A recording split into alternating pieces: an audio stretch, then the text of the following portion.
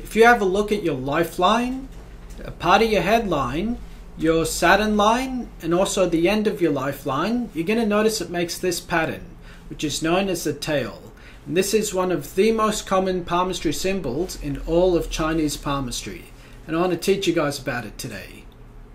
Hey guys, welcome back to Chariot Palmistry. My name is Sulabh Jain, and on this channel we talk about palmistry as a spiritual tool to help you navigate your life. So make sure you hit subscribe if you want to learn more about palmistry. But the symbol we're talking about today is from Chinese palmistry, and it's called the tail. And what this sign means is one of wealth and general financial security. And it only really appears on the lifeline and also in between the Saturn line too. So the theory here, palmistry wise, is that the Saturn line essentially represents wealth, and the lifeline, that represents security throughout your life in like a physical sense and also in a financial sense too. So when you get both of these together, that's what forms a geometry of the tailed sign.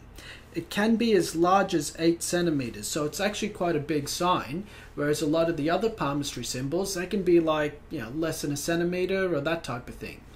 This symbol is so common that almost everybody has this.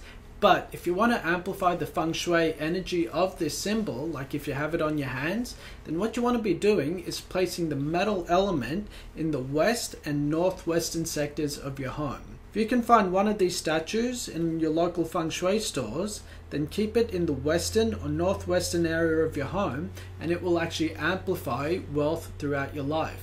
And that, guys, is how to amplify the wealth through the tail symbol. If you have any questions, put them in the comment section below. Otherwise, check out our other videos on Indian palmistry symbols and on Chinese palmistry symbols. Thanks a lot, guys.